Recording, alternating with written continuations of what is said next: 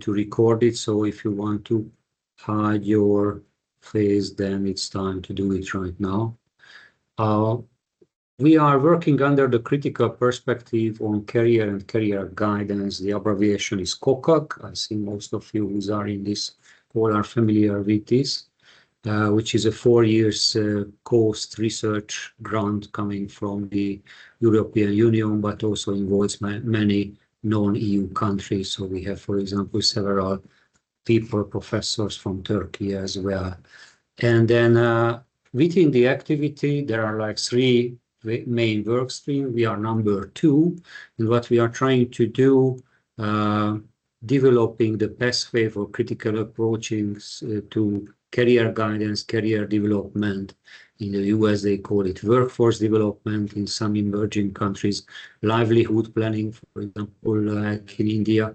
Within the EU, this is what we call lifelong guidance in the last 2 decades. As I already mentioned, this is the 3rd webinar of this working group. And then, as many of you are here right now, mentioning in the beginning that we're going to be active in the next 2 years until 28. So the next year in 27 will be a summer school organized by the ECADOC, which is a different unit from the Coast Action, but we are planning to feed with inputs the summer school for PhD students in the field of career guidance. We already know that it's going to happen in the summer, and it will be in Zagreb. The second activity we are planning and also encouraging you to consider to join this is a type of policy handbook or policy publication where we really want to see the critical track, how to approach, how to criticize or fine-tune current lifelong guidance policies in different countries at the global level, within the European Union, or regional, or even city level. So these activities are under fine-tuning. What I'm suggesting to all of you, keep in touch and keep reading the LinkedIn profile of the activity, but also the websites will be partly redesigned in the next couple of weeks. We don't know all the details yet, but we are really counting on everybody who has a meaningful understanding on lifelong guidance policy design, and then some other ideas to add to the current structures. And then probably just introducing 2 of us. Then I'm Tibor Borbély-Pece. I'm speaking from Budapest, Hungary, and Petra is the other leader of the working group from Ireland, but if it's not a secret, originally from Sweden, so it's really a European group in that sense. Housekeeping rules, what we try to do, these are easy webinars, so basically each of you will have like 15 minutes to present and then 5 minutes for question and answers. More or less we have like 2 hours, that's the maximum what we can spend here today. Obviously, if there are new topics, new speakers emerge, that's absolutely fine. That's one of the reasons why we are here. So then we can do a follow-up webinar later on. Or one more information, I did forget to mention that every year the activity organizes a scientific conference. This time it's going to be within 2 weeks in Portugal, in Porto. But in the next 2 years will be other conferences, of course. So then if you have something to add, something to say in this research field, then you are very welcome to do so. Okay, I think just keep it short. That's all from my side. Yeah, brilliant. So I think we can get started with our first presenter, and we're going to Netherlands. It's like the Eurovision. So the question is, what constitutes a good career? And we have Joek Post. Sorry now for not pronouncing your name correctly, probably. But I'm going to mute myself and I'll hand over to you. Yeah. Well, thank you very much, Petra. My name is Jouke, but it is really a Dutch, a very Frisian name, so that's complicated. And I will present on this issue of a good career.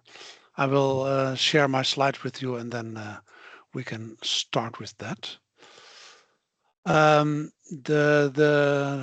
first point is that it is an article that will be published in April, at the end of April, in the NICEC journal, and that article is a English translation of a Dutch paper I wrote in April also, and we translated it with my colleague Jan Woldendorp to an English version, which is also a bit more European. And the starting point of the article was the fact that in Holland, this man started a bureau, one of the first bureaus on career choice in the Netherlands. That was 100 years ago. That bureau is nowadays an investment fund, and because of the anniversary of the 100 years, they asked me to write that paper on a good career. And this is David van Lennep, which is a psychologist, a professor in psychology later on, and he was very much inspired by and also fascinated by Sartre, which is, of course, the French philosopher, and has a lot of emphasis on freedom, the human freedom, which you can see in the illustration of the white paper. So this was, in fact, his main topic. How can we help people in a systematic way with their careers and to emphasize their freedom in becoming what they want to be? And that is, in fact, my starting point this 100 years ago. But there's also more at stake, and well, the whole point of the article and my talk will also be that this freedom is a bit scrutinized at the moment, and that has to do with all the shortages and other developments in the labor market. If I summarize my article, this is the best way to do it. I will, of course, give some more information on this, but the first point is that I like to see careers as tension fields. That's a kind of fundamental point at first, and you can place of course a lot of things in those tensions field, but the first thing is that you can say that there's a kind of horizontal dimension, that is the individual and the collective tension field. And that because of the shortages and because of the labor market crisis at the moment, you could also say that the tension field at the vertical level is becoming more strongly at the moment. And that is, in fact, a short summary of the article, that the current situation, and that this also influences our division of labor. So this is the upper image, and also the solidarity. That's in fact a summary. I will of course tell something more. And this is an article on a Dutch newspaper in the beginning of this year, and a right-wing party, the VVD, says we want to steer study choices. The labor market is grinding to a halt. So there's a member of parliament, Queenie Rajkowski, she says, okay, the Dutch government should take steps to influence students' career choices and study choices. So that's, in fact, the situation where policy tries to influence this freedom of career choice. And I will come back to this later on, but firstly, I will say something how I will pick some things out of the article, because I don't try to be complete, but I will first say something about a more theoretical thing I have introduced in the article, that is that I borrowed from this book. This is a very profound book on work, on modern work, and also a bit historical and philosophical. It's written by a political philosopher, Russell Muirhead, and it is from 2004. But he has, I use a kind of division. He makes a distinction between two kinds of fit, and that is maybe helpful to talk about this later on. The first kind of fit he distinguishes is the social fit, which is a kind of the oldest fit, you could say. He dates it from antiquity. He refers to Plato, and he says, okay, in antiquity, people were allocated, in fact, to their jobs because of certain characteristics in their personality or in their birth situation always, and that is more a kind of allocation based on characteristics, and that it is more a collective interest which is primary. So this social fit is in fact an old kind of fit, and we have been used to another kind of fit which I will introduce later on. But Muirhead says, okay, but this is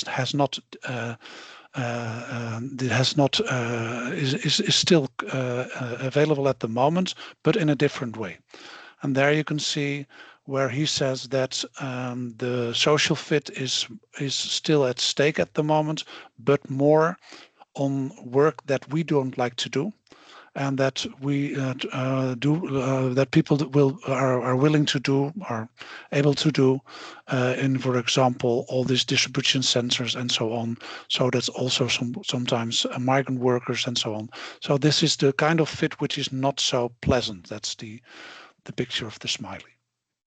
And for example, the film, I don't know if you've seen the film, but there's the film On Falling, in which we follow Aurora, which is a worker in such a center, and this is kind of documentary, but it's very clear that this is not a pleasant job for her.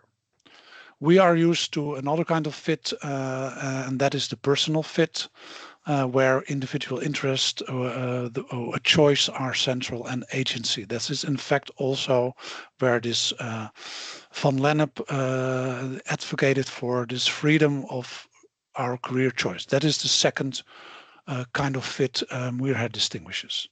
And you could say that this is also the doctrine of career development, of the field of career guidance, that we all, if we guide people in their career, we always ask them, of course, what do you want to do? And we think that the choice is the most fundamental element there. Yeah. And that the whole idea is that your career path should be a signature path, that it should be ideally the path that really fits you as a person and your unique talents. That's the first part of the theory, and then I've also in the article I also emphasized the element of the COVID crisis, which in my opinion has elicited some kind of this tension filled in another way. COVID is one point, and the skill shortages is the other point. And then you have a kind of development where there's more a kind of re-evaluation of work. And then there are two possibilities in a way. It's a bit simple to say, but there are two kind of developments. You have this positive recognition of essential workers, so people that are more important in the labor market, which this word was coined during the COVID crisis. So this crucial workers, essential workers, people who were more important than other workers. And we also have this concept, which you will be familiar with, the concept of the bullshit jobs, and that is where we think that is work that is useless. That is the definition of Graeber, is that is work that is useless or doesn't have any any value at all, also in the eyes of the people who do that kind of work. I think the COVID crisis has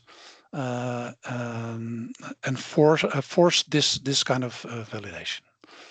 Well, then this is just a slide to say something about the people who inspired the second part of the article. I've been reading books on these issues, and I just cannot summarize it in this short time, but I've been reading certain thinkers and philosophers on these issues, and then there's the central tendencies of these authors is that they criticize the liberal and also the neoliberal economic policy, and that they think the kind of freedom that has been enabled in these kind of political climate, that kind of political climate, is in fact too empty, and that we should more help people more with their freedom, and that kind of freedom is also the foundation of our solidarity and of our the division of our labor. So this is in fact the political and also the policy elements that have inspired me for the second part of the article. And then comes in the element of the moral dimension. That's the whole idea that careers are, because of this crisis and because of all these developments, are becoming more moral, and also are that we also need to validate or revalidate certain kind of works. And this is just a conclusion from one of my colleagues in Amsterdam, Hafid Belafki. And he says it is time for moral choices in our labor market policy. We cannot ignore that kind of developments, and we need to discourage maybe certain kind of jobs that we don't want to do ourselves. And we should maybe also encourage people to do work that is more useful in the from the perspective of the collective value. Well, I've been also invited to say, well, this is not a Dutch issue.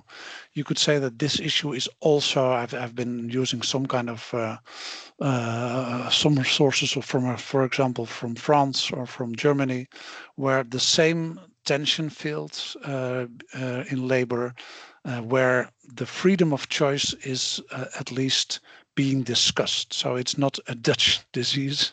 It's also a kind of a general development, as I suppose. And then what is the concept of responsive careers? That is, in fact, I borrowed that from a Canadian report where they have been thinking also about this post-pandemic world, and they say, okay, we should as a field think about a responsive career path where, that's my definition, where personal fit and social fit are aligned and are not contrary or opposite, but that they can be aligned together, and that both elements can be realized in this kind of careers. And that is where I also conclude a bit. I've taken 2 sentences out of the article, which are in fact in my central point. I think the field of career guidance and human resources cannot turn a blind eye to the impact of sectoral shortages and the challenges they provide. It should position itself as a crucial part of a system of responsive career development and guidance in the educational and labor market and the welfare state. The importance of responsiveness in practice, governance and policy has been reinforced by the labor market crisis. That's in fact one of my points in the article. And responsiveness is a concept I think we should also talk about, is the ability to respond adequately in a timely manner to signals, needs and changes in a particular field of work. So my whole point is that in fact careers are more complex, becoming more complex, more strongly related to our labor market and also our welfare state, and that therefore we should think together about all these issues in a more systematic way. So this is where we conclude that theory, policy and practice should think about these issues in a systematic way, and maybe also in some kind of structure, for example, in a national board or think tank or that kind of things to really find out how to do this together. And I have 3 conclusions, and then we can discuss this also. 3 conclusions in the article. First, our individual freedom of choice must be better aligned with the collective interest. Aligning personal fit with social fit is a crucial challenge for all parties. That's the first conclusion. Careers are inherently moral and political in nature. We can no longer avoid or deny these dimensions. It's about striking a new balance between individual autonomy and our shared values. And then the third one, the future calls for a responsive career path. Our division of labor is a positive yet fragile source of solidarity and mutual dependence. That are my conclusions. I also have some practical suggestions, but that you can read also in the article, which will be published within a few weeks, I think, when the NICEC journal, the next NICEC journal, will be published. So I've compromised my story a bit in these slides, but the most important things have been highlighted now. So, well, are there any questions?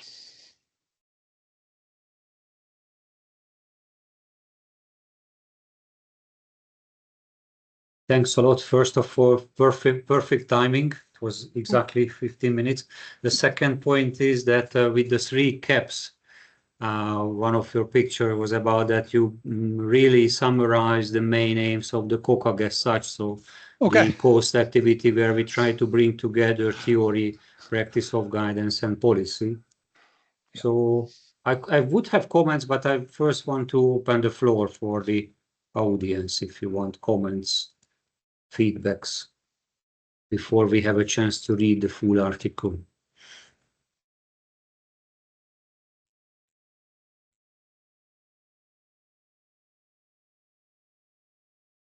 Yes, Joe, I think. Hi, Jok, thank you very much for the presentation. It was very insightful and also connect in many ways with the one that I'm also presenting today. So you've mentioned something around will freedom of choice being questioned, right? So that is something that is really top of my mind also as I will try to present in my own presentation.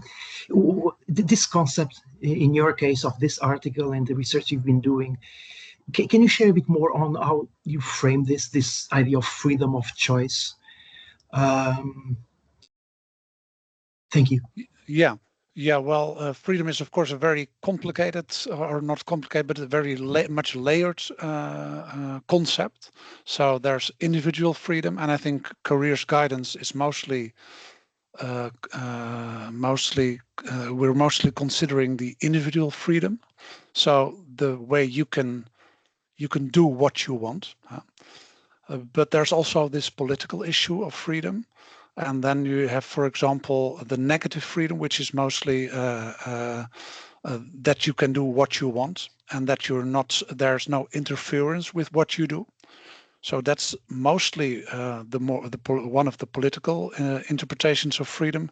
But what the authors I've already mentioned, they think, okay, negative freedom is in fact that you are as an individual left alone with your freedom. You're not guided in your freedom. And that we need, for example, Charles Taylor, which is one of my most important thinkers in these issues, but also a Polish philosopher, Grzynska.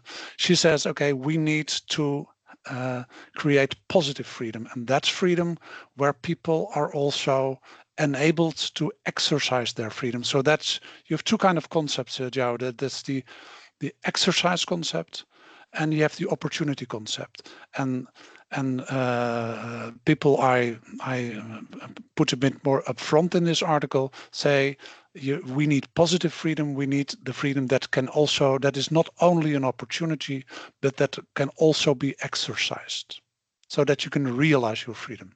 But that also asks something, and it's of the political and policy structures in a country. Thank you for the answer. Really appreciate it. Any more questions?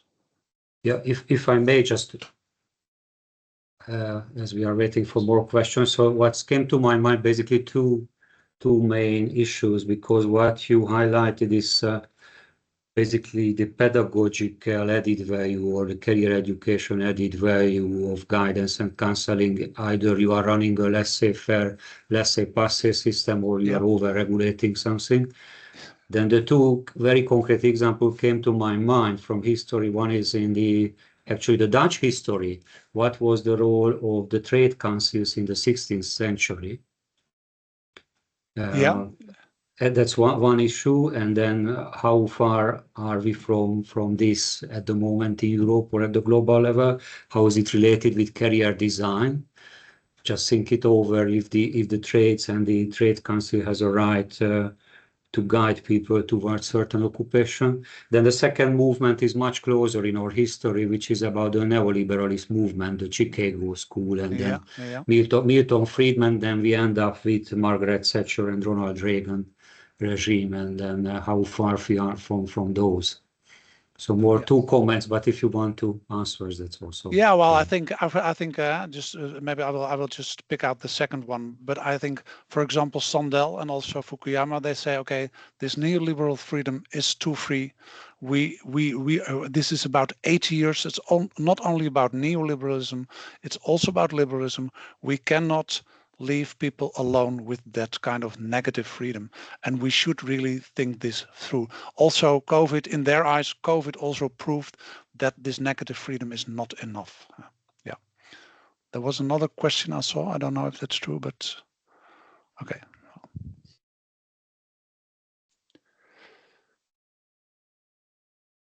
Okay.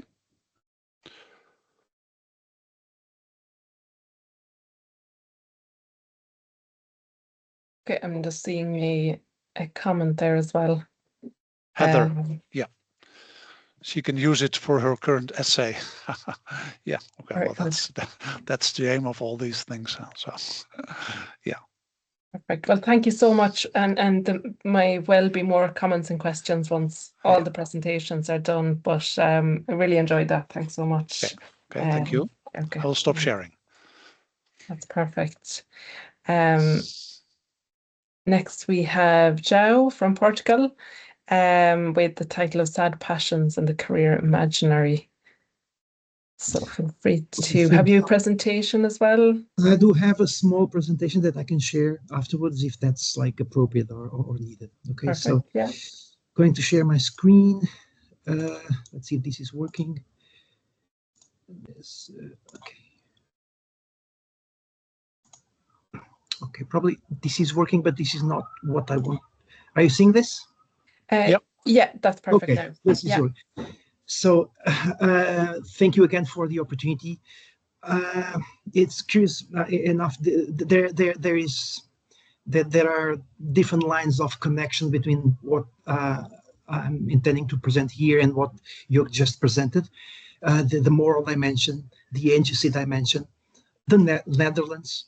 I'm going to talk pretty much about one philosopher that was born and lived 400 years ago in the Netherlands, that is named Baruch Spinoza.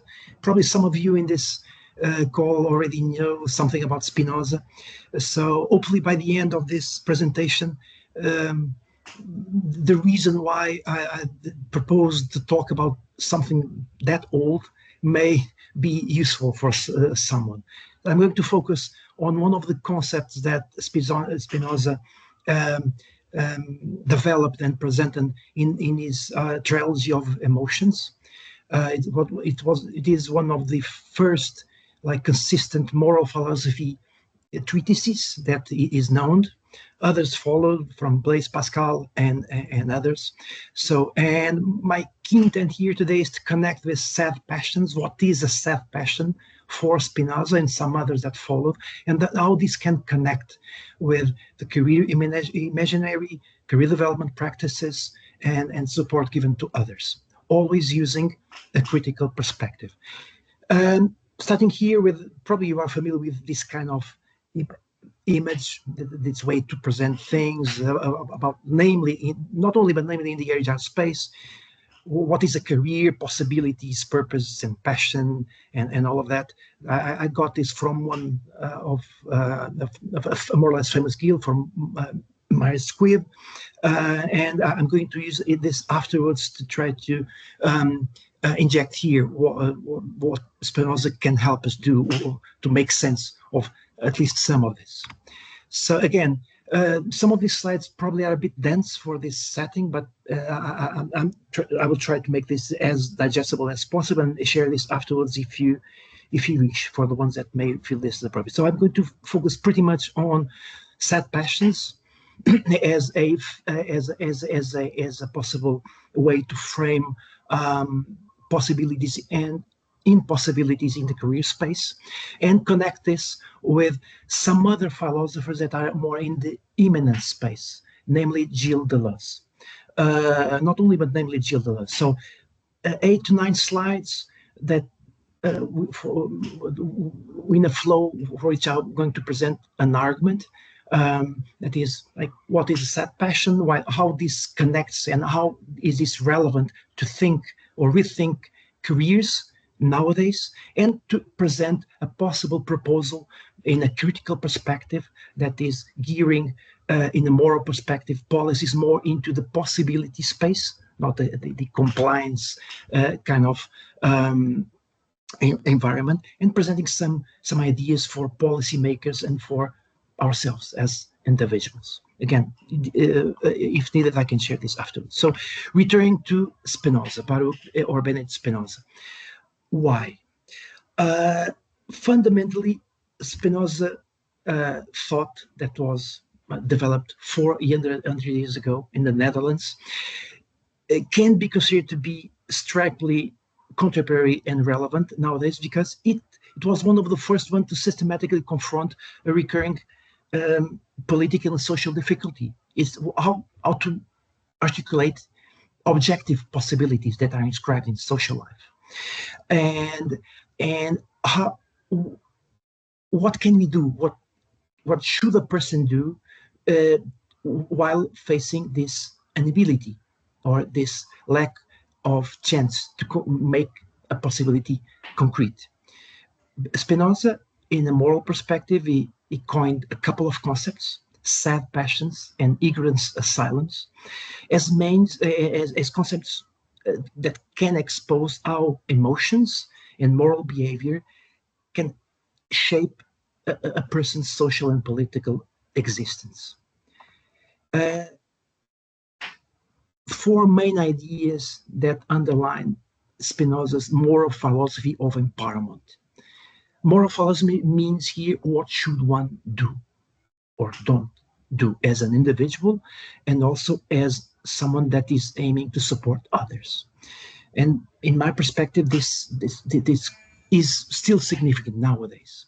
First, the human being is not simply an autonomous being or empire, because the human being is not a single cause of his own existence. There is an element of dependence towards the external environment, a fundamental condition that helps frame and explain someone's options and behavior. Spinoza was also a skeptic, not namely towards every kind of dogma, especially the religious ones. He also, with this ethics proposal and also some political proposals, he made a very systematic quest on self-determination, the value of someone developing self-knowledge that enables that person to convert a passion, using Spinoza terms, into an action, still using Spinoza terms. Spinoza connected this self-determination as an opposite of socially produced alienation. It is said that Karl Marx's alienation was directly coined in Spinoza's work. And as well, something similar is said about Freud's work on the unconscious, and the way the value that Spinoza gave to a concept, conatus, that is a Latin expression for desire as opposed to will. So that there is these two lines of contemporary connection between Spinoza and some prominent contemporary thinkers. By these reasons, Spinoza's work can be considered a first approach to critically inquire around the roles of power, ideology, and affection, followed, for instance, closer to us by the works of Deleuze and Félix Guattari, among some others. On a nutshell, human condition for Spinoza, an element of fragility and dependence intertwined with desire. Four elements for Spinoza to frame the human condition, and in this idea of what can one do with its own life. So first, we are not the single cause of our own existence, given our connection with a network of external circumstances. Desire, that some may conceive as a state of need, was conceived by Spinoza as a potential, namely the desire to become oneself, to persist in what one already is.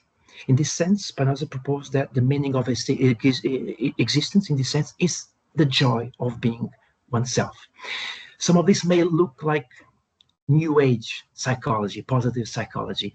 I do believe there is some value on getting back to more simple words and some of a speculative nature, but probably there is something here to be gained when going back to these ideas. Spinoza, in terms of moral behavior, opposed free will to desire.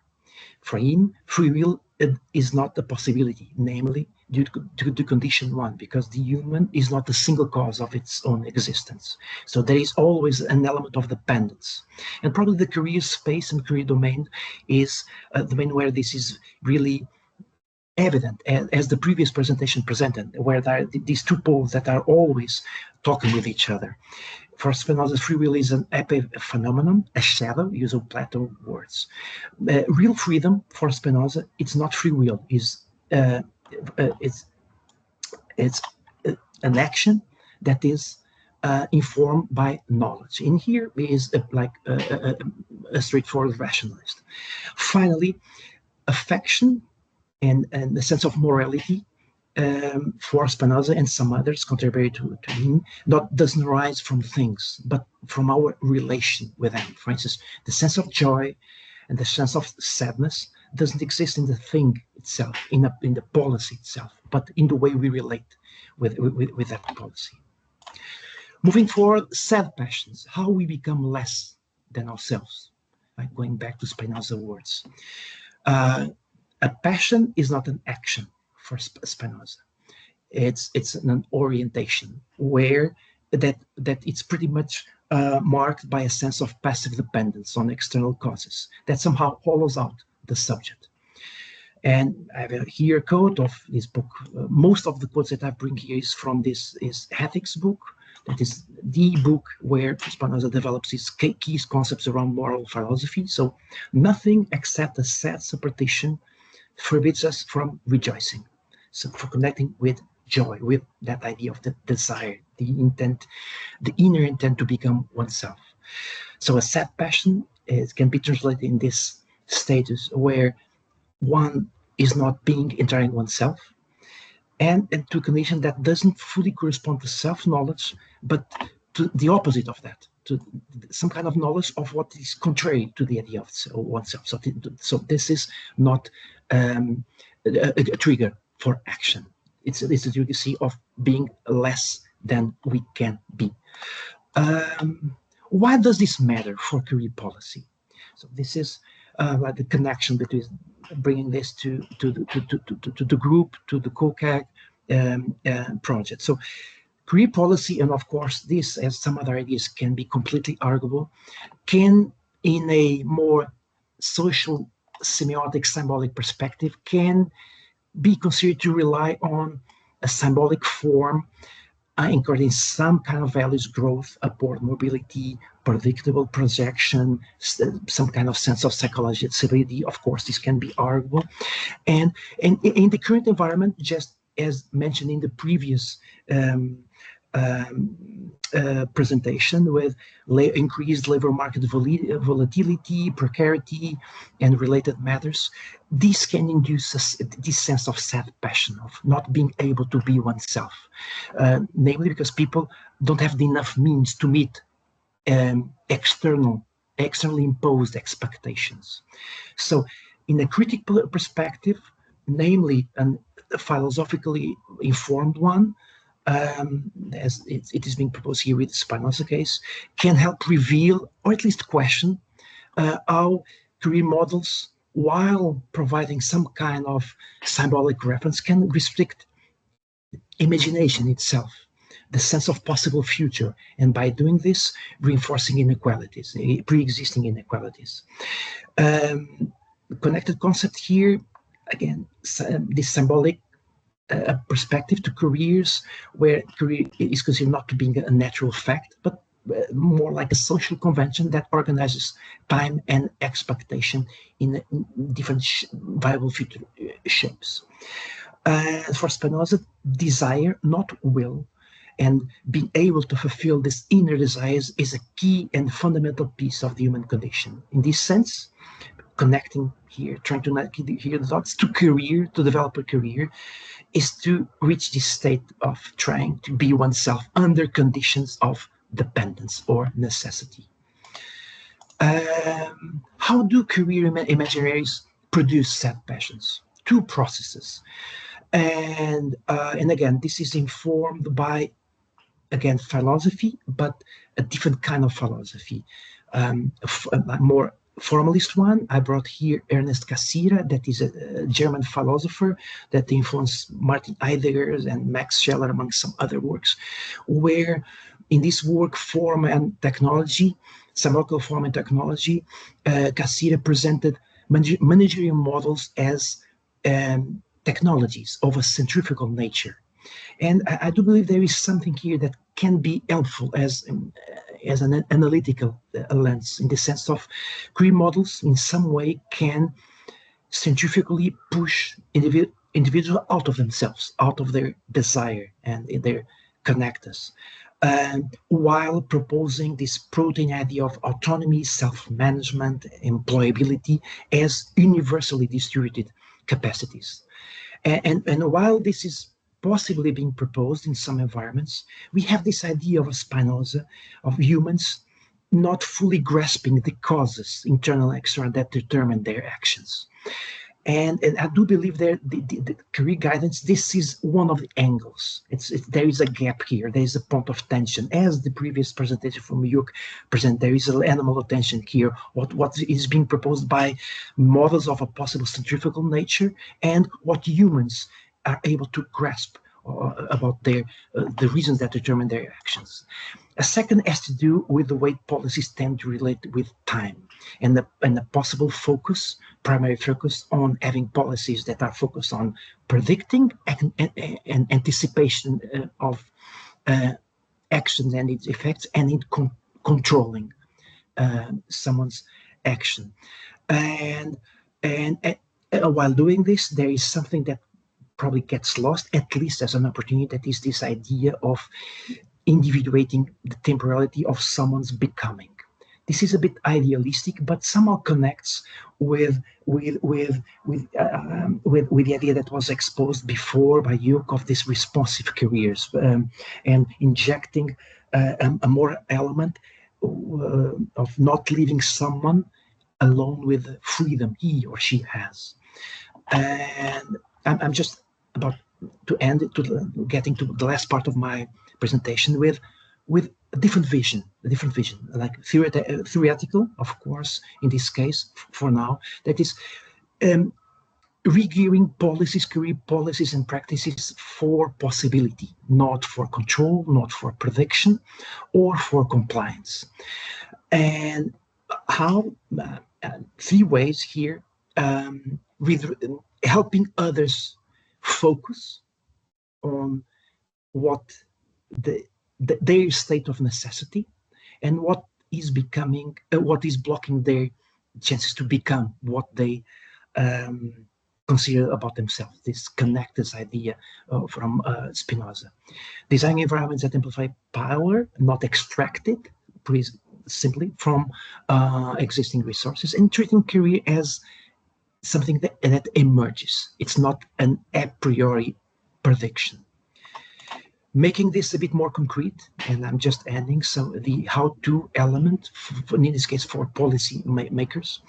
So by shifting gears from compliance to becoming, through horizon expansion, reducing structural noise, we can have some effects here. So 4 ideas, of course, arguable as always. So for the ones that are conceiving on revising or creating a career support policy in an organization, also in something that is broader than that. So rewarding movement in all possible directions, not only upward movement, also giving a value to exploratory paths of an informal nature, giving more value to adaptability, namely of a collective nature, as presented by Juk in the previous presentation, over individual exceptionalism, a focus here on multiplying options, helping others to multiply their options, not pipelines or flows, and enable possibilities while maintaining some kind of security anchors viables. By doing this, the key elements here is to help others in a career guidance perspective to identify more viable future from themselves, at least in a theoretical way. So more viable future becoming thinkable. And while doing this, possibly helping others to reduce a sense of guilt or inadequacy, the self-passions that Spinoza mentioned. Presenting careers not as matrices, ladders, or 9-grid boxes, but as fields of potential to explore by individuals and also by the ones that help them do this kind of task. Finally, for individuals themselves, all of us, and namely the ones that support others in a career perspective, 2 tasks that emanate from Spinoza moral considerations. We can even call this philo actions. So actions that are friendly of our inner desires. One, to form adequate ideas. And this, I found this very interesting because this was the exact word that you mentioned in the previous word. So the importance of finding adequacy in the ideas that we have for ourselves and our affects and emotions. Spinoza thought about this 400 years ago.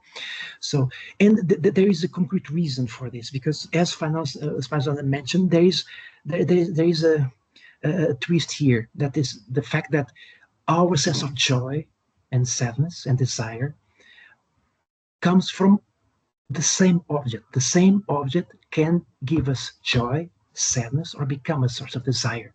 As Spinoza mentioned in his treatise on the resource of understanding, all our happiness and misery resides in a single point. To what kind of object do we bind ourselves through love? Considering that the same kind of object, the object here means something that is in the external environment, by reference to the subject, can produce a sense of joy or sadness. And so developing an accurate idea through self-knowledge is fundamental. Namely because a sad passion, ceases to be a passion, become an action when we form a clear and distinctive idea about it. Secondly, and I found this is very simple. This can be considered to be, but I found this very enlightening. We become free or freer from our will, or the idea that we have for our will, by accepting that we live in a state of need. We depend on others and the external environment. And but for someone like Spinoza, this was a truly liberating idea, acknowledging that we depend of others, that we are not an empire, a self-sufficient empire. And while doing this, of course, we are valuing the value of external means such as technique, management policies, politics itself, to transform the environment and to help individuals to express themselves adequately. So, and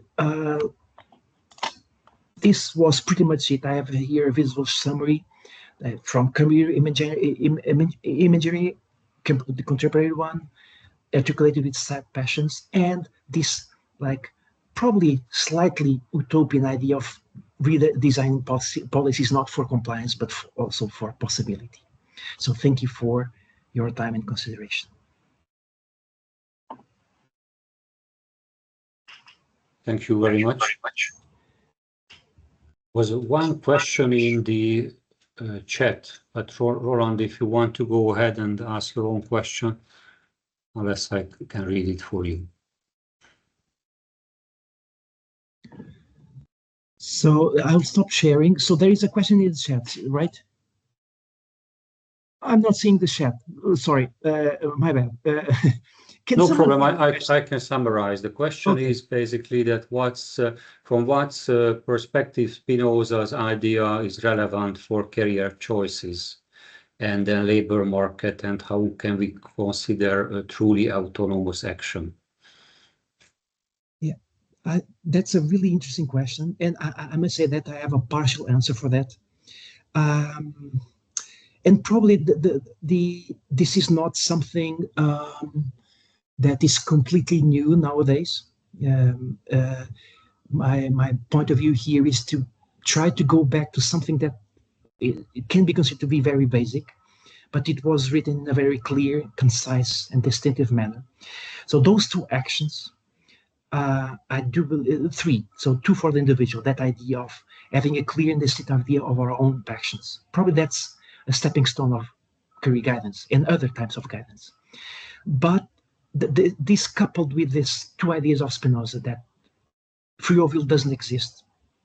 There is an inner desire that should be considered as an underlying flow of energy that can have a positive or a not so positive connection. It can be insightful, and also this distinction between a passion and action, and the fact that the passion doesn't exist in the object itself, in the career policy itself. It depends on the way we relate with and the way the policy itself it's presented. And this is for the individuals.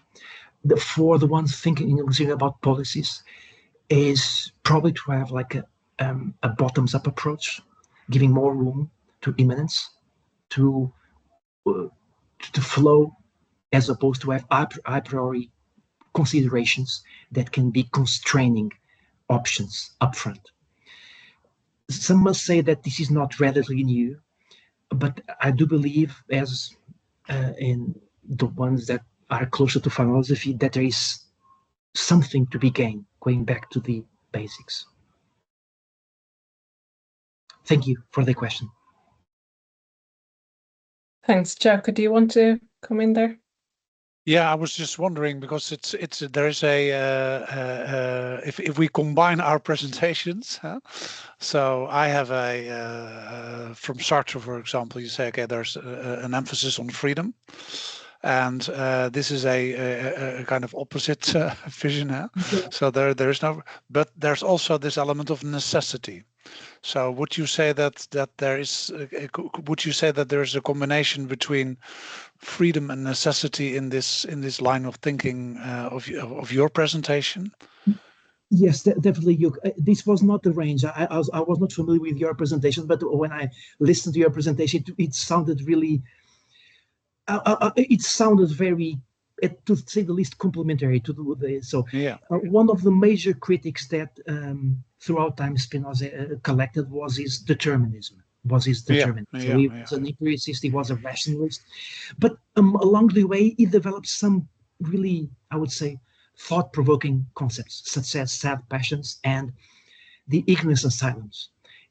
Freedom for Spinoza was one of the ignorance of silence, because namely due to that fundamental argument of we are not able to grasp and fully control the reasons why we exist and what happens to ourselves. So another note that I took from your presentation, Jörg, was this concept of responsiveness. And I would say that probably it's a concept that it's a good synthesis. It's a good midway term between a necessity and some kind of freedom concept. Really interesting. I took a note on this concept and also your because it really also rang a bell. So thank you for the question. And have you also written on this? Is this a written article also you're working on, or not just yet? Not yet. Okay. I must say that I found Spinoza a couple of months ago, and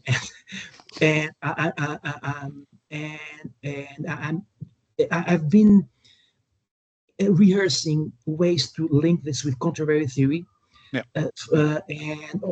again to see where this can lead me.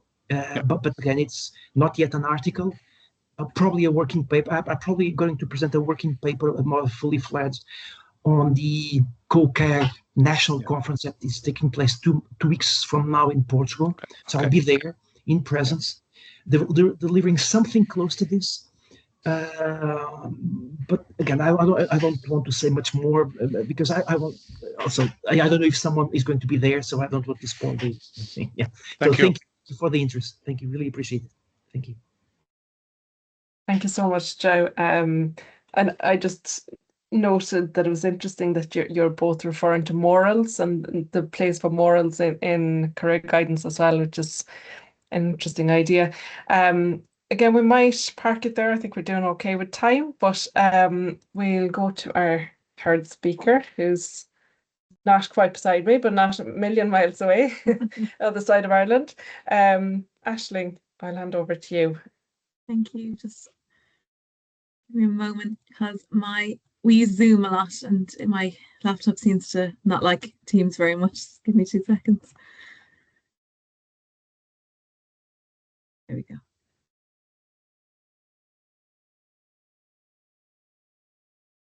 Can you see that? Perfect. You can't see for the interview, perfect. So good afternoon, everybody. I'm coming to you from Dublin, on the east coast of Ireland, the opposite coast to where Petra is. And it's really lovely to be here.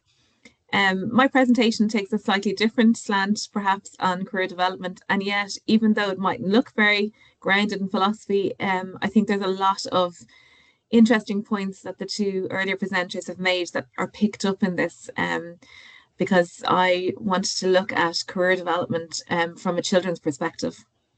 And I think often when I talk about career development from a children's perspective, people wonder, am I talking about giving briefcases to small children and send them out to work? No, that's not what it's about. And I want to talk a little bit more about that right now.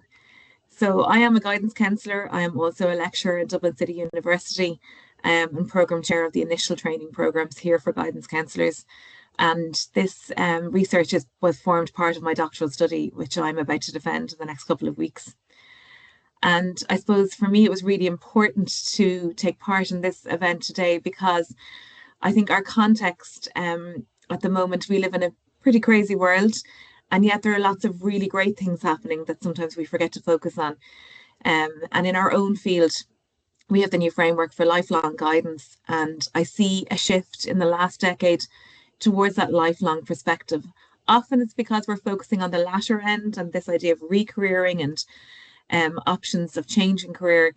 But I also believe that that early development piece is becoming more and more important. In an Irish context, it's becoming particularly pertinent. We have, for the first time ever, a national strategic framework for guidance in Ireland that was launched in 2024. And we're also in the middle of a review of our primary curriculum, the first review that's happened in 60 years. So that review and those changes to our curriculum makes it a very opportune time to investigate how we could possibly discuss careers with younger children.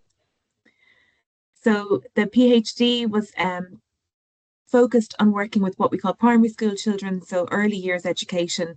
The year groups are called senior infants, which is 5 years old, up to about 9 years old. And the rationale for the study was there is a lack of research in early childhood career learning. There is a lot of research about children's aspirations and hopes.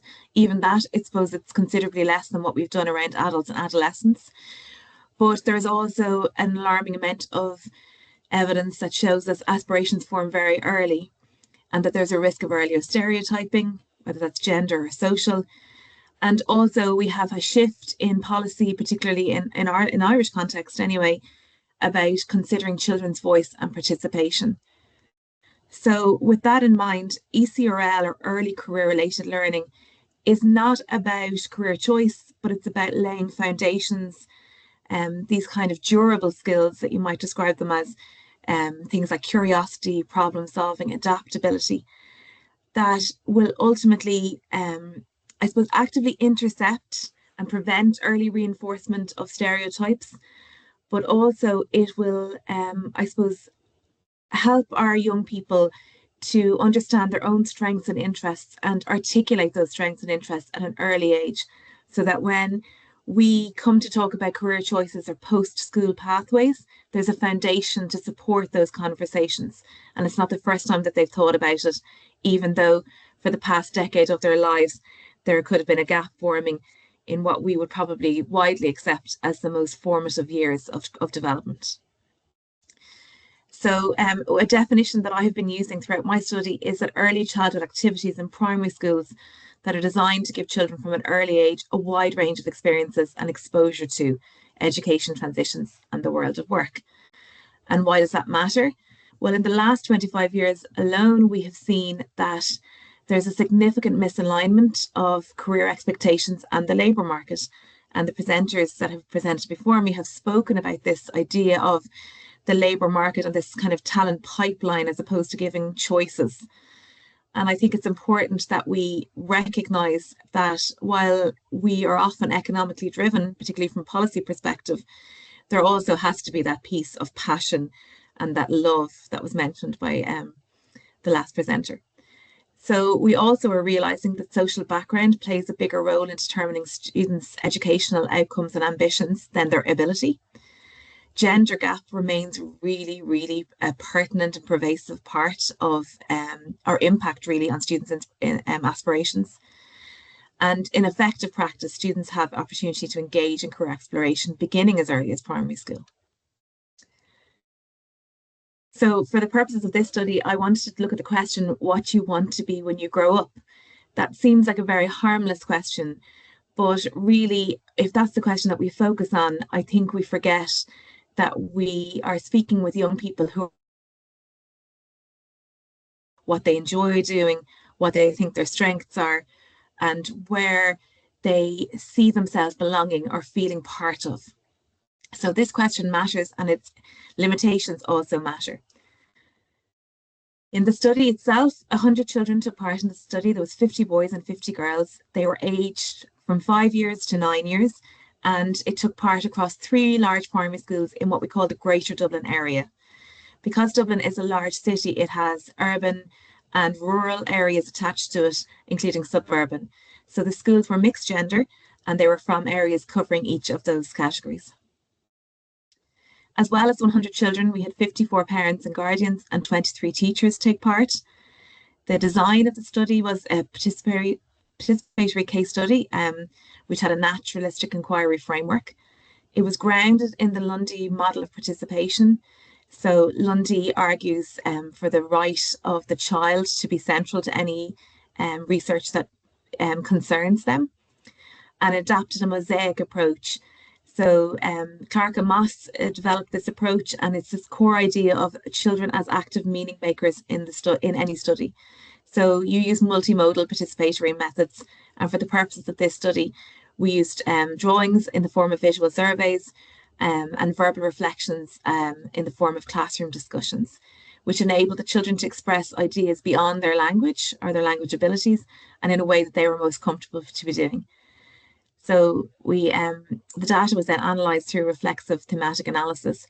So it was less about children answering questions, it was more about them constructing meaning through multiple forms of data collection. So the Lundy model is based on the idea of giving children space, giving them voice, allowing their influence then to be presented to an audience so that their views and their opinions are given weight. So the first phase of this study, we went into classrooms and we met with these 100 children. We allowed them to draw and have conversations and ask questions. And then we took their information and their data and we presented it to their parents and their guardians and their teachers. So when I talked about the mosaic approach, how we approached that was we asked the children to draw pictures of things that they liked to do, a picture that they felt of them doing something that they were good at, and then a picture of what they might look at like when they're at work sometime in the future. And of the 100 children, 98 were able to articulate a very specific future job and were able to draw that picture and were able to discuss their imagined futures. Through the classroom discussions and their drawings, we were able to understand that these aspirations had been shaped by family conversations, play and everyday life encounters, media and popular culture, so what they were engaging with at home through TV, on radio, what they were seeing around them, and classroom experiences. We also could see that clearly career thinking was intentional and not just random. The children had very fixed ideas and they were very definite in terms of their choices. Some of the key takeaways were that traditional gender roles are still really prevalent in activity preferences and career aspirations. So from a very early age, in what they felt they were good at, in what their hobbies were, all the way through to their career aspirations, gender was very pervasive. That meant that things like artistic and creative fields were more popular among girls, while sports and gaming were more popular among boys. In some fields, such as medicine, law enforcement, and professional sports, there was a little more gender balance, but in very low numbers. So to give an example of that, more boys preferred football and gaming, 27 boys preferred football and gaming, 9 boys, whereas girls, 15 girls preferred art, 12 preferred creative play. There was quite an overlap between the children's interests and what they perceived themselves to be good at. So you'll find that children who said that they enjoyed playing football or art or gymnastics or to read also identified that as something that they were good at.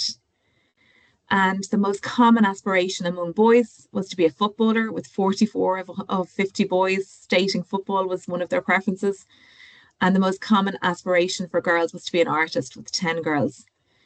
Other common choices for girls, which was really reassuring, were STEM professions like scientist, vet, and doctor.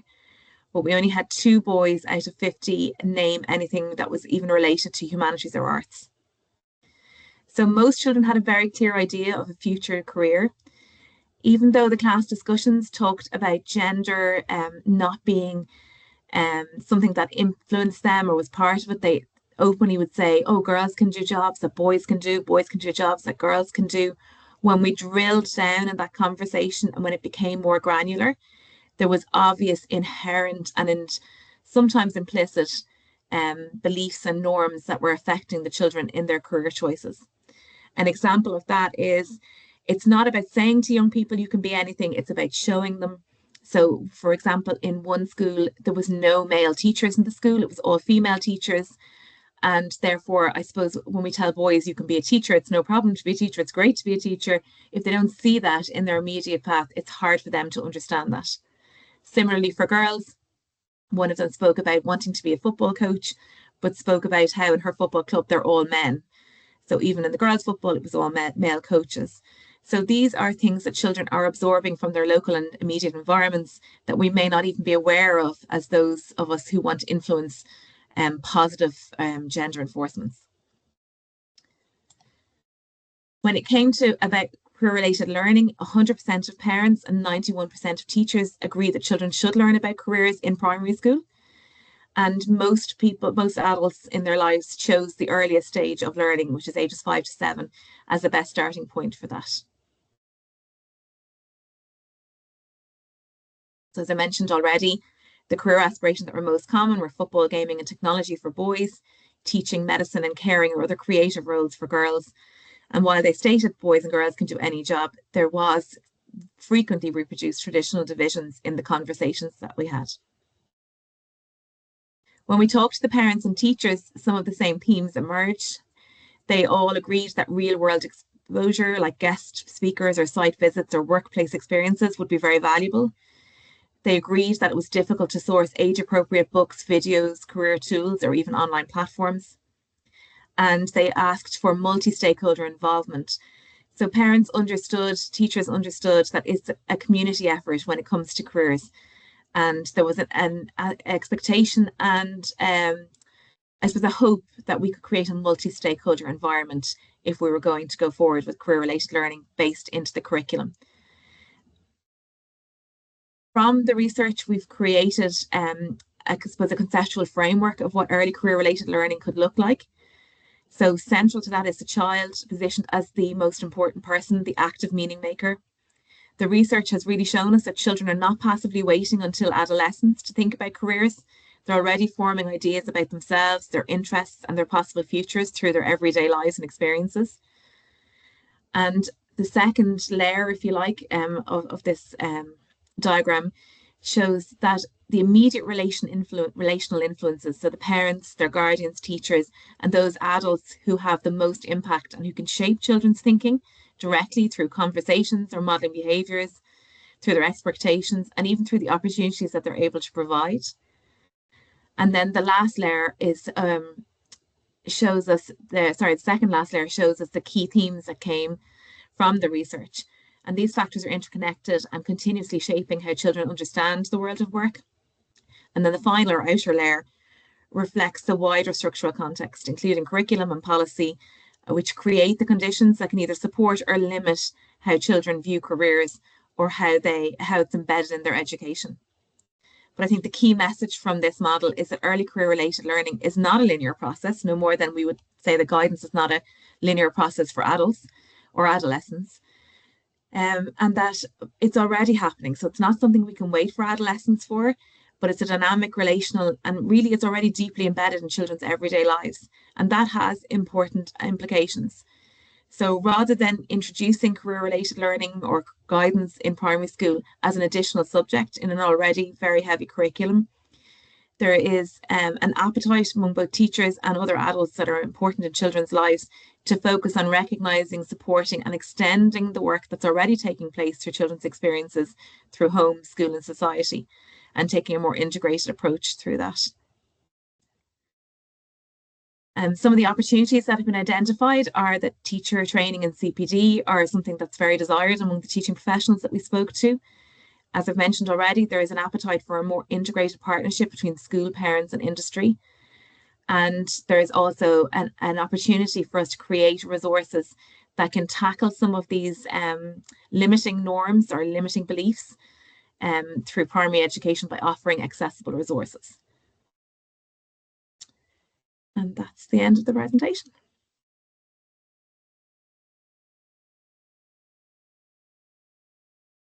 Great, thank you, Aisling. And we have a question in the chat already. Tibor, do you want to excuse me, speak to that perhaps?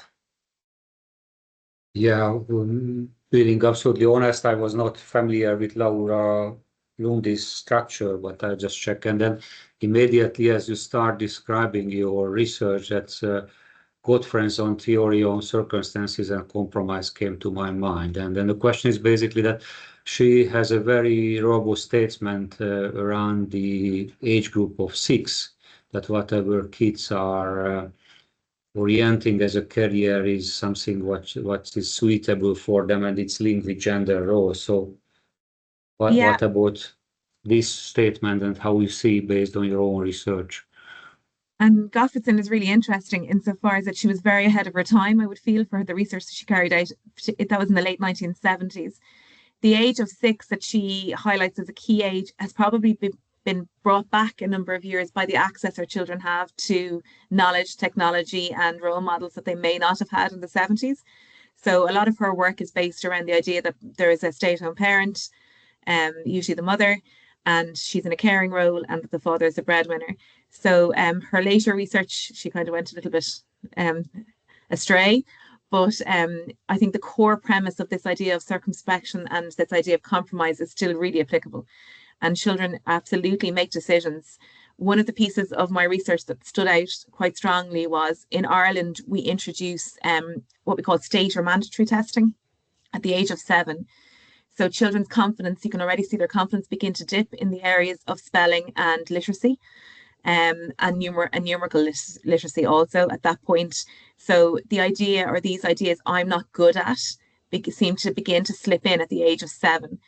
So if a child decides at the age of 7, 8 or 9 that they're not good at maths, it's very difficult to undo that belief or that, I suppose, concept, that self-concept at a later stage, and then encourage, for example, them into a STEAM role, into science, technology, engineering or maths role.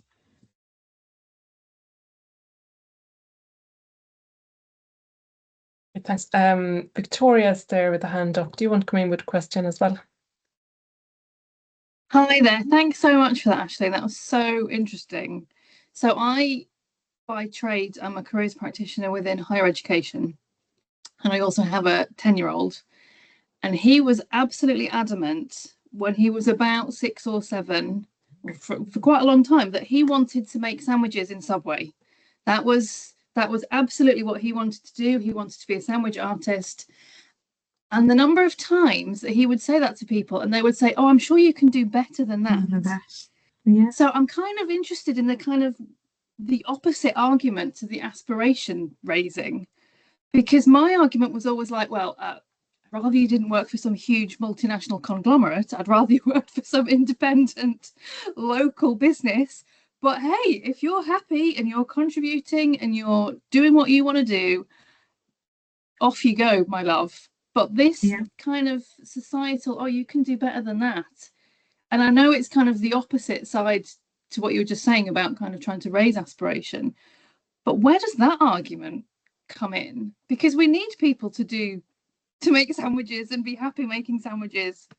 Yeah, I've tried to stay away from raising aspirations rather than widening them. It's the term that I've tried to use throughout. And sometimes I slip back into raising. There was one child who took part in the research who wanted to be a bin man. And all of his classmates went, a bin man? What do you want to be a bin man for? And smelly, and it's this. And he said, I've never seen a sad looking bin man.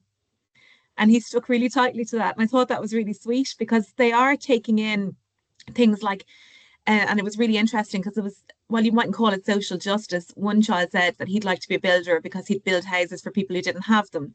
So there was an element of understanding that you can do good in roles too, and that those roles can look different for different people. So for me, it's less about raising aspirations, even though that's something that as parents we often try to do, and probably as educators too, but more about saying it's not saying to a young child, you should be or you can be. And I think it was Yuka's had a brilliant image in your presentation where it was, what would you like to be? I'll tell you what you're going to be. I really liked your image. But it's more about saying, it's not about saying you should be a scientist or you shouldn't be a sandwich maker. It's more about making sure that they don't prematurely decide that they cannot be something, or that's not an option. And I believe that the key to that is helping them articulate their strengths and their interests from an early stage. Because I find that if a child can back up something that they say, adults tend to back away quite quickly. Thank you. Victoria.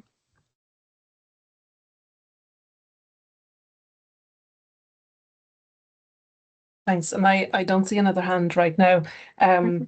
But I was prompted to think about the idea of influence. Sometimes we can see that as exclusively negative, but again, going back to Joke's kind of idea of responsive careers, but actually we do need to take responsibility and solidarity, and then we might have influence, but is that's perhaps not necessarily just a negative thing. Yeah, and I think that was the thing. I mean, the two presenters that went before me spoke about what we might view as very mature points of view from career, but those foundations are laid at a very young age also.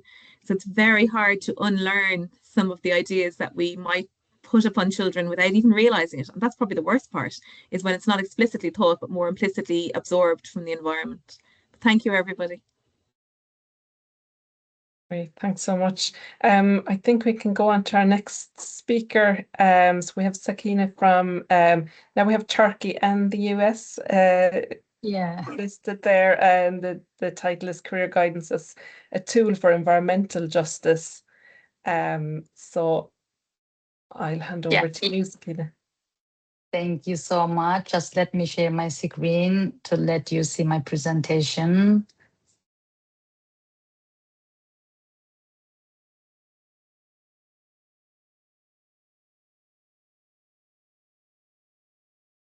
So I think you can see the presentation. Yeah. Okay, good. As the last speaker in today's webinar, I am really happy to see that how all presentations are intertwined. Considering that we talk about responsive careers, moral choices, the moral, aspects of career choice, and then just the presenter right before me talking about career in early childhood education. So I think my presentation will fit in today's picture, the bigger picture of the career development. But today I will specifically focus on the idea that career guidance is not just employability. It is more than finding a job and being employed. It is a policy tool that can either reduce or challenge environmental injustice. But first of all, let me tell you about myself a bit more. I am Sakine, lecturer at Hacettepe University in Ankara, the capital city of Turkey. But this year I am now in the US as a postdoctoral researcher at UW-Madison in the Madison city of Wisconsin. So let's get started. Oops. Yeah. So today in my presentation, I will invite you to rethink about career guidance, but why? Why do we need to rethink career guidance? So traditional career guidance has some key limitations. So the first one is that it is overly individualistic. There is an individual focus in career choice. So it emphasizes personal skills and employability while neglecting the context. So the second one is that traditional career guidance neglects structural inequalities such as socioeconomic barriers, access disparities, and systemic constraints. And lastly, it lacks a perspective of sustainability. So it fails to address climate crisis, SDGs announced by the UN in 2015, and some ethical dimensions of work. So that's why I think we need to rethink about the career guidance from a critical perspective. This means that there is a need for shift in career guidance. So there is, yeah. Sorry, problem? Yeah, we can see your slides, but we don't see them in a slide sharing. So you might need to go into presenter mode because we are still looking at the first slide. Ah, really? Okay. Just let me share it once again from scratch. Perhaps I can share my screen only. This might work well.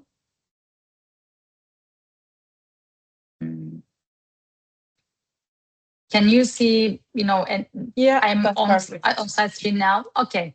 Sorry for the inconvenience. So because of this the setbacks of the traditional career guidance, I just said that we need a shift. So there should be a shift from individual success to social justice. There should be a shift from employment outcomes to meaningful and sustainable careers, and there should be a shift from neutral guidance to socially responsible practice. So we should emphasize here that career guidance is not something neutral. So it has, as we have just mentioned, it has traditional focus on individual success and employment outcomes, but this overlooks structural inequalities and ignores the growing importance of sustainability. But we need, a shift, and this new career guidance perspective should shape opportunities by influencing what options are visible or accessible to individuals. It also influences life trajectories, affecting key decisions about education and work. And importantly, if not critically examined, it can reproduce existing inequalities rather than reduce them. That's why career guidance must be understood as a socially and politically embedded practice, not a neutral and an individual way of choosing what you will do, when you grow up. So as I just mentioned, career guidance is not neutral. It shapes opportunities and can reproduce inequality. So to better understand this, perhaps we can look at the concept of environmental justice, which has, three main pillars. The first one being distribution. So distribution deals with the question of how environmental benefits and burdens are shared. So the second pillar is recognition. It deals with whose identities, needs, and experiences are acknowledged or ignored. And the third aspect is participation, which focuses on who has a voice in decision-making processes. So perhaps we should look at the idea of career guidance from this environmental justice lens. So at this point, we have an intersection of three aspects of career guidance again. So the first one, career guidance shapes aspirations, choices, and access to opportunities.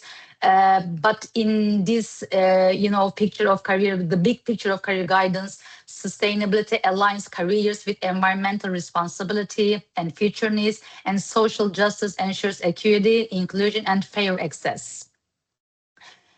But even in the green transition, opportunities might not be equally distributed because, career systems might remain market-driven, focusing on skills and employability while ignoring inequality. So this can reinforce existing disadvantages for disadvantaged groups specifically rather than reduce them. That's one of the limitations of career guidance we have mentioned at the beginning of the presentation. This means that there is a need to reframe career guidance. So a justice-oriented approach means embedding social and environmental responsibility into practice. And on the other hand, equity and access require us to address structural barriers. And lastly, critical awareness helps individuals understand the broader systems shaping their choices. These shift career guidance toward a more equitable and reflective model. But here we should use policy as a tool, to perhaps transform the career guidance practices. So career guidance should be seen as a policy tool, not as an individual service and as an individual choice only. It is embedded in education systems and supports transitions across the lifespan. It shapes long-term outcomes like career pathways and social mobility. And it plays a governance role by informing policy and aligning broader goals. So here it is, evident that career guidance operates at both the individual and system level.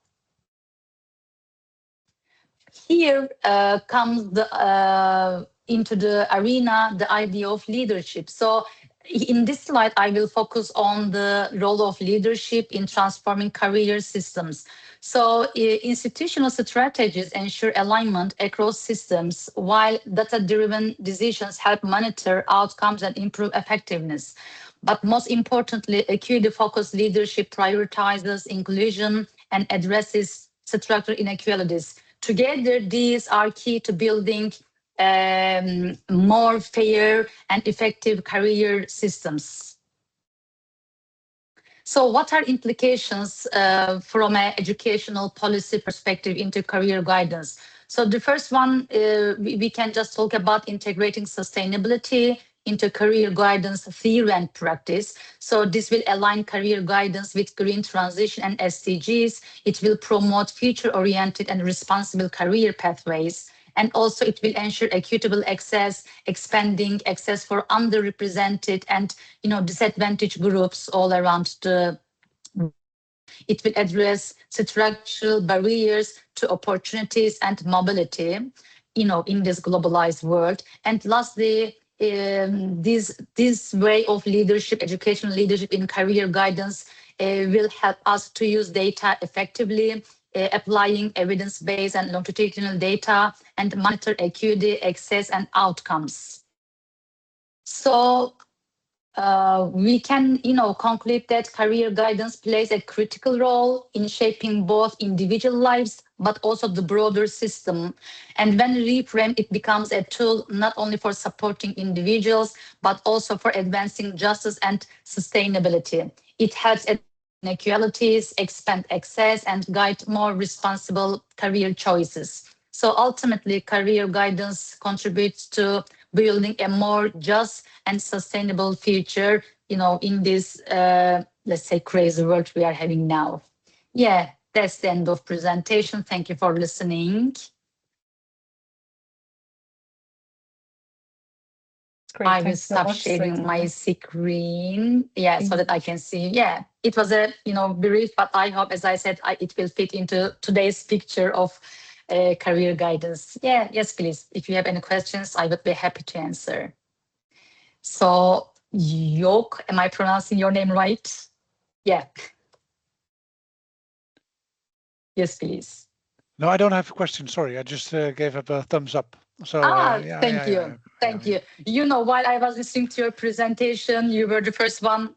While you were talking about responsive careers, it really is so related, to my idea of integrating sustainability, the idea of sustainability. Yep. So this way, career guidance will respond to environmental concerns and the environmental injustice we have now. So yeah, thank you so much for your presentation as well. Yeah, thank you. Thanks. And yeah, so, I think the sustainability goals are quite, they're quite timely and they're coming in more and more spaces as well, I think. Victoria. Yeah. Sorry, me again. Sakina, I'd love to chat more actually, because I'm doing my PhD research on very similar subject. And I just wanted to ask what your thoughts are on so you're looking at career guidance for environmental justice. We have a lot of talk about green guidance, guidance for sustainable development. There's lots of different terminology being thrown around left and right. And I just wondered whether that was something that you'd taken into consideration, or whether you've got any thoughts about how we address that, because certainly policy literature in the UK talks a lot about greenness and not about environmental justice.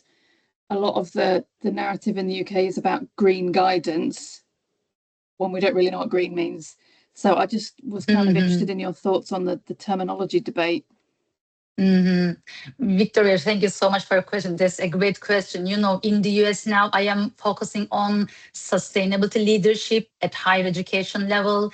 And, you know, within the frame of my research, I have been interviewing people around the campus about how to lead a sustainable campus. And the thing I have concluded is that, you know, sustainability and environmental justice, green concerns, these have turned out to be some terms, you know, like a buzzword. Anyone can use it in any context, but perhaps, you know, fading away the real meaning underlying it. So the thing I have concluded about that is we do not have to have a one final definition on these terms, what they mean, what they should mean, but at least we should have some common goals. We do not have to define the terms, but we should define our goals, because, you know, there is this concept of constructive ambiguity. So if it is ambiguous, it also invites, you know, different voices, richness into the concept, but without, you know, some solid goals, there is, you know, there will be difficulty in taking solid steps to these goals. So yeah, I am not a fan of, you know, precise and agreed upon definitions, but I think we should have some common goals. Yeah. Thank you. That's a really interesting way of looking at it. Thank you. Yeah. Thank you. Thank you for your question.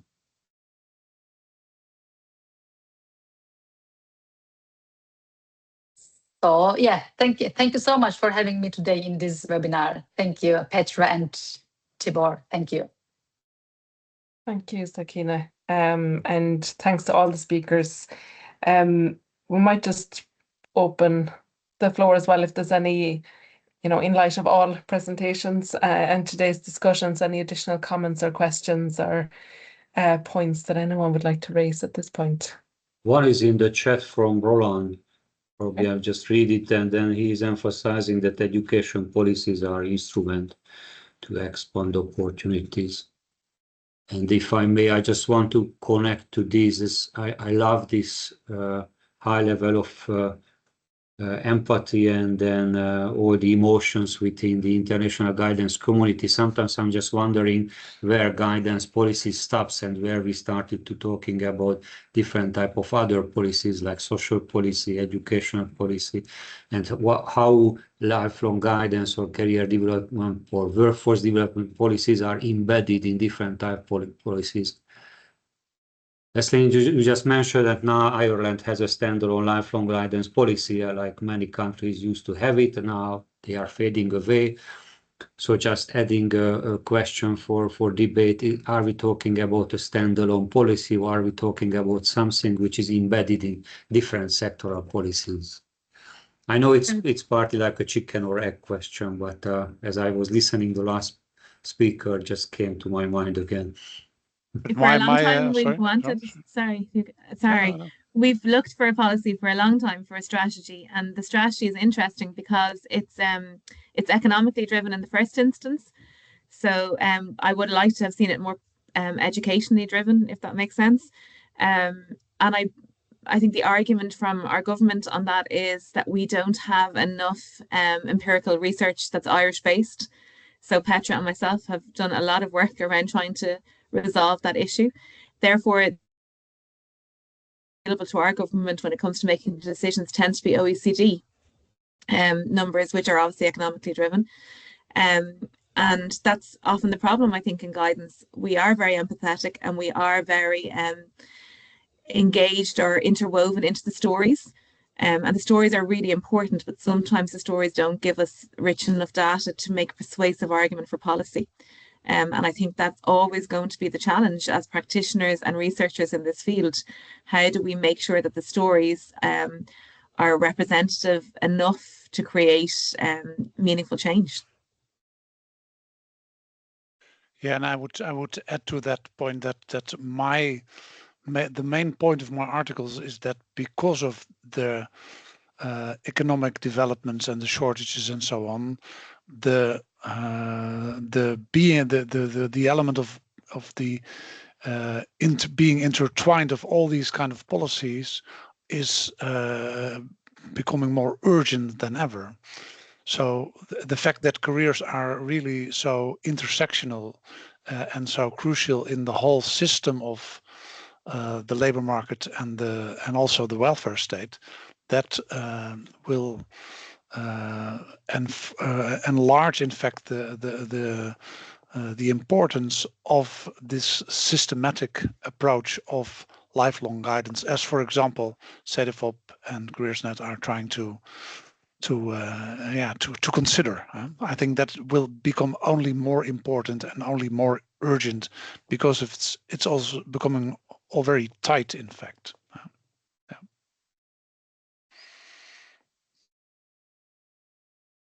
It's also complicated. Yeah.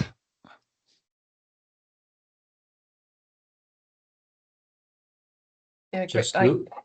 looking around if we have more comments or questions. But I also, while we welcome more of them, I do think it's really great to see people coming across other people with similar research areas or interests as well, because I suppose one of the fundamental ideas behind COCA, this cost action, is to allow people to find each other across the globe, and ideally will strike up new collaborations and that from across different countries. There is another comment, I think, is there? Yeah, it's coming from Busra, and the question is that given the growing mismatch between interdisciplinary career paths and the standardized recruitment system, I assume in HR mainly, how can career guidance research, policy, and practice better respond to this shift?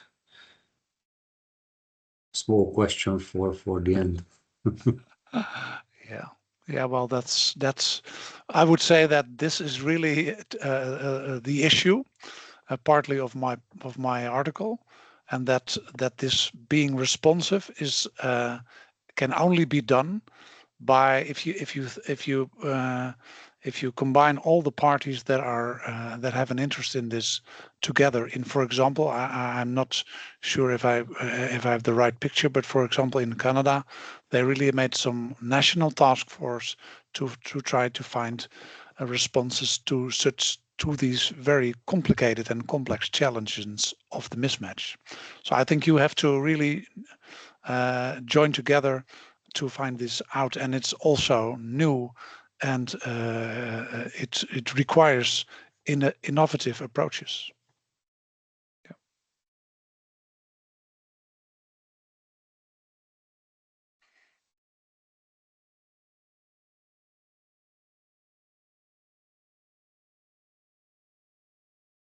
Right, I think we're probably naturally coming to an end of the session, so I'm going to stop the recording.